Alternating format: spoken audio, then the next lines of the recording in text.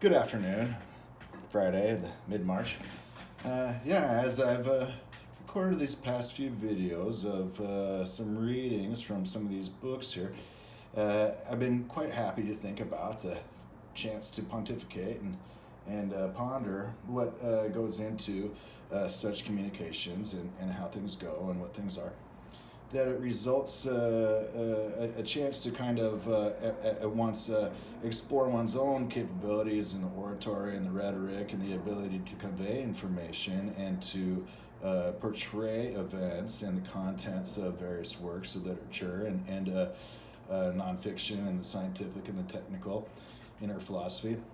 And then also about what goes into production values and what so much there is to learn about how things it can be in terms of the value of basically as an artistic object or something that results according to a mainstay of the ephemeral, or a sand painting or mandala or something like that. That as time goes on, one hopes that what will occur is that the various improvements in the oratory and rhetoric and what results in the ability to extemporaneously speak on any of a variety of subjects, then will so follow that these kind of long-winded utterances of a sort, which reflect my stream of consciousness and train of thought, end up being, in terms of what is available to peruse or consume, that over time we'll see essentially a form of communication or conversation, and in some sense a conversion of what people can experience in terms of their own understandings of mathematics, philosophy, logic, and the concepts of thought and reason, and such things in our monist views that make up what are the critical underpinnings of that which afforded inference and logic becomes thinking. So that said, one thing I'll notice is that I say a lot, or it's just an interjection of a sort, considering it a pause, and it's unconscious in a usual sense. So when you hear just consider it as basically filling the space, and I'll practice to avoid it. Now, one gentleman has said to me, after reading one of these videos or watching it, he said, I thought you would sound like David Attenborough, who is a narrator of a wide variety of articles and documentaries on nature from Great Britain. And I was somewhat surprised because what he didn't maybe understand was that I was an American. So my diction and often my intonation will just be plainly Middle American as regards to, say, newscaster speak. And otherwise, I'm going to sound more like Marlon Perkins than David Attenborough. That said, though, he's certainly very well regarded with the deep breadth of his knowledge of the subject, and as well his deep voice, and that many audio codecs are simply designed to best carry what I'm lucky to have in the register of my vocal cords. And similarly, I'm very lucky in that English is the lingua angla and spoken around the world these days. What was once the lingua franca, or French, has become instead the lingua angla. So if there's one thing that I'm very lucky is that not everything is an effort in translation, where at the same time one hopes that our richness of culture that we have from exposure to languages around the world, from French, which I studied some few years in school, or German a year or two, to something like Cantonese or various dialects of the East and Orient, with which I only have a few words. That when we look back in terms of our etymology and phonology and the morphology of words, that in our study of the roots and the stems of words and the origins, and with that, how that relates to current meaning in our dictionary of the day, Oxford English Dictionary or Webster's or Collins, but basically Webster's and the OED, that our pondering of these words will so follow that at least there will be some improvement in how I say them. So any faults are my own, and of course it's hoped to be a generous reading, but please feel free to be quite strict with regards to any matters of fact or circumstance. So, beginning from yesterday, what we have here is that the nonlinear electromechanical effects and applications from Maugin continues a few pages into the first chapter. Because one thing that's noticed is that when it comes to visual reading and the speed reading, it's possible to absorb a lot more information at a time once one's practiced and experienced in the effort of absorbing and comprehending information than it is possible to read it aloud at any particular understandable rate, according to what again involves practice of the enunciation of words. So I thought I'd start in the section 1.a where I'd pointed out the diagram of deformation and convection. The point of view considered is the one of differential geometry of Euclidean manifolds in the absence of structural defects of dimension 3. The whole theory of deformation reduces to the study of the variation in time of the distance between two neighboring points and of the change in orientation of the segment which joins these 2 points between a so-called reference configuration K sub r at the time t equals t naught, a configuration free of strains and stresses which we may call ideal in the sense that it is seldom realized in practice for a body. B, and the present or actual configuration K sub t at time t. We have thus the picture, and this is the same picture pointed out in the earlier talk, where we have that dvr is that circle on the left and dv is the circle on the right, and the formula relating them, or the transfer correspondence there, is the vector x in sub tilde equals that vector with the mark there of then that it's a function of the vector x and the other parameter being t for time. And then you'll notice that the correspondingly labeled points A and B are as per geometry's usual notations and diagrams, where everyone should know geometry and all about drawing figures and labeling their edges and vertices with letters, and that when writing vectors that they are often either written in boldface or that they have the arrow over them indicating that it's a vector quantity vis-a-vis a scalar quantity like time. So that said, then Maugin in figure 1.1 so follows that these two configurations are referred to Cartesian systems of rectangular coordinates, xk, k equals 1, 2, 3, and x sub I equals 1, 2, 3, respectively. And the motion between kr and kt is described for a fixed t by the diffeomorphism of class to be specified later on. X equals this character xt, or xi equals xk over t to the t. Let us assume that this provides a non-singular mapping so that the following are well defined. Now, non-singular means not having a singular, i.e. linear, i.e. Determinantal mapping. Motion gradient, the f here in block boldface, f equals the d, I call that x over dx, and these are the partial differential operators, equals f sub ik, so that would be, as in course of the matrix, equals d quantity sub I over dx sub k equals xi comma k. So he's assigned in this sense a notation of coordinates of form that results that a lot of times when we see variables that they will reflect either vector variables or scalar variables or matrix variables, or in some other cases tensor variables. That thus in Formula 1.2, Maugin has proceeded to define what's called motion gradient, where motion, of course, is dx over dt, or motion being the change in time of position or displacement over time, and gradient is the idea of usually being the steepest descent, or that the gradient is the perfect line, or what we would call the fall line, or anything to do with what that otherwise the gradient is a quantity determined over vector variable substances and manifolds that results that a gradient is a line. Then in Formula 1.3 he defines inverse motion gradient. The inverse motion gradient is f to the negative 1, where a quantity raised to the power of negative 1 is taking its inverse or reciprocal, much like you would for a number. That these other quantities, according to their algebras, have inverses or reciprocals. That here the inverse of this motion gradient is defined as plainly a dx tilde over dx sub tilde equals f with the coordinates reversed from the previous equation to the negative 1 equals dx over sub k over dxi equals xki, which essentially reverses that in the previous equation he's assigned lowercase letters variously, or this other next step according to the algebra of these forms, and that then he just reverses the coordinates, thus that in writing the short form of these coordinates in their conventions, that the notations in their conventions represent these higher level quantities in as simple a designation as a single letter variable. Since with j equals determinant of the absolute value, or in brackets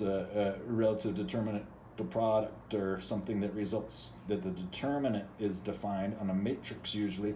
is not equal to 0. This reflects back to our singularity condition. And please excuse, I'll just kind of contain my comment in this intonation while reading from the book in the direct intonation. E.g., always positive if j equals 1 initially. Formula 1.4 says x sub tilde equals x super tilde sub tilde x little x sub tilde comma t. And so he's defined this notation to define an object that is a function of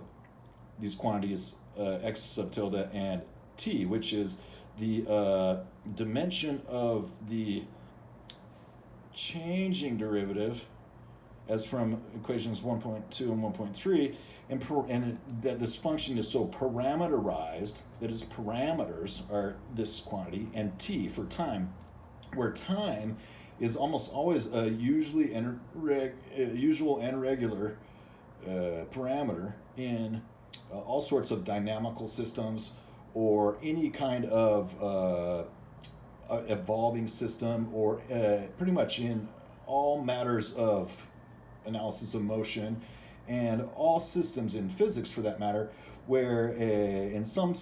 systems would define those as separate parameters, but otherwise all systems are universally parameterized in one ray of time called t. That's Formula 1.4. We have the chain rules, where a chain rule is basically the expression of the derivation of powers and roots, or derivatives in terms of usually exponents from calculus, that the chain rule is so applied that it's possible to result the association from left to right of a cumulative application of an operation like differentiation or integration. Chain rule, x sub I comma k times big X k comma j, noticing that the coordinates I and j now are introduced as two different coordinates that in their notation they reflect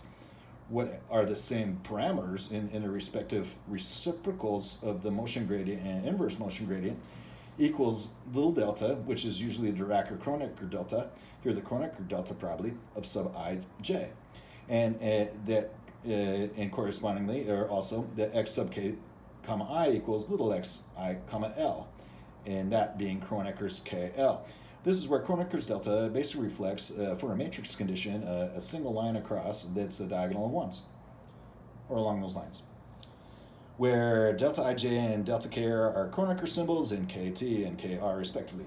It is possible to prove the following two identities by way of exercise. J to the negative 1 x comma I comma k, that quantity comma I equals 0, and the other j x sub k comma I comma k equals 0. Note that we use indifferently the direct dyadic intrinsic notation. This is where the dyadic usually refers to the algebraic and the solution of dyadic forms, dy, adic.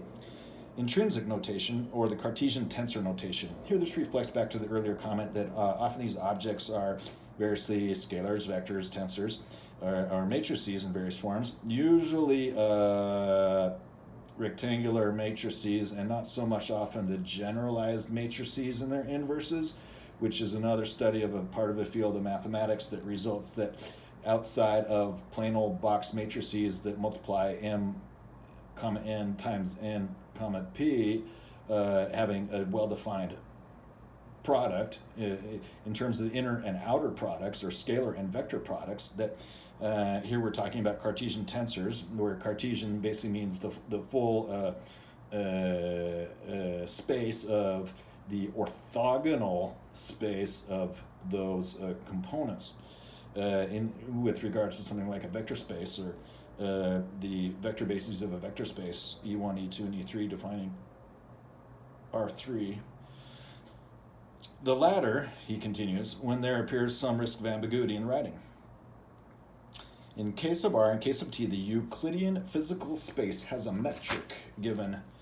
ds sub 0 squared equals dx dot dx, where the ds 0 squared is the nilpotent infinitesimal, or here's the raw differential, and that dx dot dx is a scalar or inner product, where usually the inner or scalar product is written dot. And we're familiar also with dot as the dot product, and that it results a scalar. And this is the point that the inner product or the scalar product usually results a scalar, whereas the outer product or vector product results or wedge sometimes results that the inputs are of one form and the outputs are either of a form of lesser dimension or correspondingly greater dimension. And the suitability and usability of the scalar product is that it results that you can get a number out of it, and that's one of the greatest applications of linear analysis, is that you can get a number out of a scalar product. This is the results, it forms an indicator, and it's so possible by computing and crunching these numbers to result at a smaller number that indicates, for example, being 1 or -1, whether something is so or not so. So then the other side of this metric, where the metric is the form of basically what is 1.0. How do you define that there's a distance 1.0, and any way you look in any direction, it's the same 1.0, or a metric or a distance. And then d little s squared sub 0 squared equals little d dot x, little dx dot little dx equals Kronecker ij dx sub I dx sub j. Thus, in this manner, establishing that there's a way to look at this metric is being defined in terms of that when the metric is defined, then it makes many other things very clear, in the sense that when the metric is not defined, or when things don't observe the metric, that you get into the questions of scaling and anything that to do with the affine and anything to do with transformations that don't necessarily reflect the maintenance of proportion and form. So here, having established a metric, it does. Here we should emphasize the difference between physical space, a fixed a priori given Euclidean differentiable manifold, which means essentially that as Euclidean, it's in the orthonormal vector space basis like R cubed, R3, which is the real vector space of dimension 3 with orthonormal vector bases. And that it being a differential manifold means that as a manifold is basically a continuous space. And that is a differentiable manifold that's also basically a continuous space. And we don't necessarily reserve those terms, being differentiable and manifold together, but they almost always do go together, because in usual cases, something's only not differentiable when it's asymptotic or when it's discontinuous. And so when that may be so, then it's sometimes maybe singular, and so there are solutions about it. So here, as he notes, it's a fixed a priori given Euclidean differentiable manifold. And the material manifold, which represents geometrically continuous matter and of which a certain open set forms a material body B of finite extent. The material manifold has a metric which evolves in the course of time as a result of deformation, but it also remains Euclidean in the absence of structural defects, e.g. dislocation. This is where dislocation basically reflects things going on with cracks, and also it gets involved with things like screw theory and otherwise in terms of dislocation and what goes on with the deformation of bodies in terms of that anything to do with stress or strain, which are complementary concepts that reflect tension or compression. That this type of thing is just establishing that it's an amorphous putty body that has known extents and it is not torn, and it basically reflects topologically the same thing as the coffee cup, which you should be familiar with as from the study of topology, that any solid body with one hole in it is like a coffee cup. Here that it may be so that it is that way, but it does not break or anything like that. For the material manifold, one can write, and here he's written a translation diagram which really kind of reflects oftentimes what these days is called category theory. That he's got on the left-hand side what appears to be this derivation of dx in terms of the metric and d little x in terms of the metric over these introduced quantities Otherwise, these same forms with their reciprocals, that these hold in mutual condition, where these hold in mutual condition. And then he introduces this notation of the Green strain tensor and the Cauchy strain tensor, where Green and Cauchy are two famous mathematicians, and the notion of the tensor is basically the quantities that so establish the quantity of tension or compression that's about strain, whereas a tensor is usually reflected in terms of what's called a tensorial analysis, and it's a higher order concept of what's called a vector, which is a simple tuple or a collection of three vector space elements that define a vector in a space. And that here, Green is most famous for the formulas in advanced calculus after div, curl, and grad, which result computing the gradient, or in linear methods to compute the fall line or fastest descent, or the gradient of descent. And then Cauchy is basically having here established that is named after Cauchy, where Cauchy is most familiar as establishing for the complete ordered field that there is a definition of real numbers, what so follows for algebra after Galois, that Cauchy is most famous for establishing the Cauchy criterion, what exists for a limit, that in our real analysis, when we define a sequence and a series as being a real number or having a limit, that way we can say in terms of these infinite processes that arrives at a finite quantity. So that being some of the context, then you can see that otherwise they're just kind of reflections. Taking the difference for the same two material points we have, then he has this difference of the metrics equals the difference in the metrics on that side. So that's basically referring to a continuity condition, or when things result back to zero. They're continuous because either change, either way, results zero in the middle, and there's no other missing common ground, that they're continuous in that sense. Where epsilon ij equals 1/2 Kronecker negative Green strain tensor, called the Euler strain tensor, and EKL equals 1/2, and then the Cauchy strain tensor minus Kronecker KL. The opposite, the Lagrange strain tensor. And so here what we've seen is that Maugin has defined these tensors in terms of the various most simple algebraic products in the field, defined in terms of addition. Because additions is an operation defined on numbers in algebra, and elements of addition have inverses, and the sum of two inverses in addition is zero. So zero is the additive identity also, and it happens to be the center of things. Whereas in multiplication, for example, one is the multiplicative identity, and zero is instead the multiplicative annihilator. And so this reflects that in some sense these conditions, as they're so put forward and placed out and placed in a space and placed in a metric, have their complements. And that as well, we kind of abstractly think of addition and multiplication as two separate things, though they each can be defined in terms of the other, that addition is repeated multiplication, and multiplication is, or rather addition is multiplication by one, and that multiplication is repeated addition, that instead it works out that one is as reflecting a band and the other as a scratch, casually. These two are related by operations of transport known as convections. According to the schemes, E sub KL equals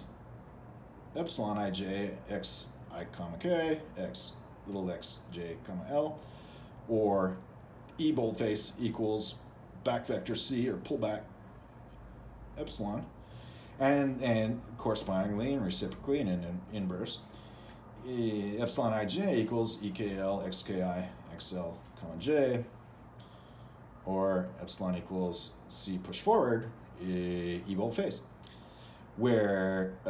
C pullback denotes the convection from K sub T to K sub R, and C push forward the convection from K sub R to K sub T. So we might reflect these that they're basically indicators of flow. Convection is generally after Fourier, who invented the formulas that are under differential equations, which solve for the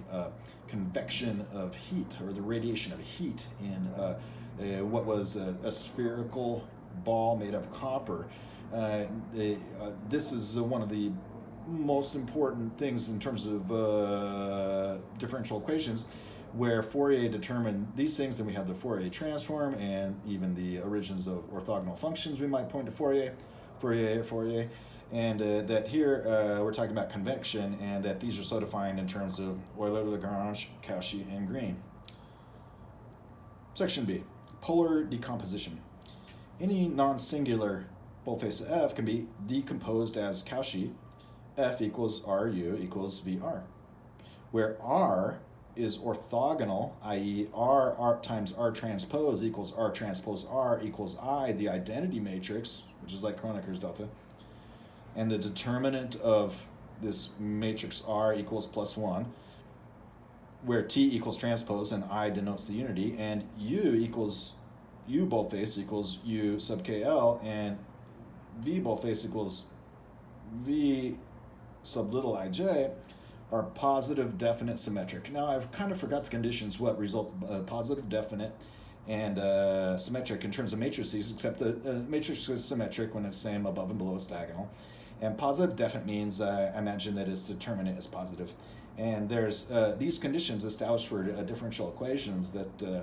thus the resulting forms have these other key criteria that are so fulfilled in S so far going forward. So here he's just describing that the non-singular, remember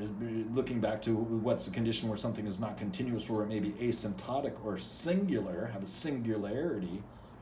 that it so results that then this carries forward as well defined. Therefore, J equals determinant of bold F equals determinant of bold U equals determinant of bold V, and that results one of these conditions where under linearity, then it becomes possible to reduce and cancel these things and eliminate a giant amount of clutter, and result that so what's left is these things. Now, looking at the time here, this one's gone a little longer in this reading, but I'll continue for a few minutes just to this next section. C, infinitesimal strains. Let U be the displacement field such that U equals UK equals xk minus Kronecker k, and then x pre-k post-k, comma, UK equals Kronecker xi minus x sub k, where Kronecker little kk and Kronecker big ki are so-called shifters. Then we have the following exact formulas. F sub little I big K equals Kronecker little I sub big K equals U little I comma K big K, comma, and its inverse with the coordinates reversed equals Kronecker with the coordinates reversed equals U with the coordinates reversed. And similarly for the other sides of this, carrying on about the dimensions of these subscripts, which has where basically a letter is written, and then to indicate structural features of it, there's basically a superscript, a subscript, and then on each of the four corners a way to write corresponding symbols and build out a symbol in terms of graphically what represents a mathematical variable, which usually is reduced in terms to a comma list of terms and superscript and subscript, and as organized, of course, by operator precedence according to parenthetical lists. Then the third formula here in this section has E and then I sub j equals 1/2. Has introduced this this perfect relation or dimensionless constant and a rational number vis-a-vis a real value quantity that is not necessarily a rational number. That so correspondingly he writes out the rest of the form into that the hypothesis of small perturbations, HSP, consists in considering the determinant of U I sub I comma k, or the determinant of U big K comma big L, as infinitesimally small of the first order, so that product terms can be neglected. When in engineering, that means close enough. And for HSP, we are left with what happens is that he's been able to thus reduce and cancel what are otherwise terms according to his particular conditions in this particular region, resulting that it's drawn that R little I big K to the R little I little j equals Kronecker plus r, and then the little r, little I, little j equals 1/2 of u I comma j minus u j comma I. So that is basically representing what happens in terms of infinitesimal strains. That is basically when we talk about a test particle or something that's of an entirely small region in one of these bodies, that there is still some what's called analytical character of these arbitrarily small regions, and then whether that's vanishing, and we say that basically in the sense that these finite sums don't sum to infinity, or when it represents for a differentiable region a small region of analytical character that results that it is integrable and adds up, that's how these things work. So I suppose I'll pick that up some more later, and basically having reached about page 8. So then these other books I picked up today, I suppose this one is Differential Topology and Quantum Field Theory by Charles Nash. This here is called the Book of Five Rings. It's a traditional Japanese textbook of sort to self-help kind of thing. So long story short, I hope you've had a great day today and have a great weekend. I'll try to continue reading these books and inserting my comment and improving my diction and oratory in terms of reducing how often I say or as the case may be. And hope you have a great day, and we'll catch up some more soon.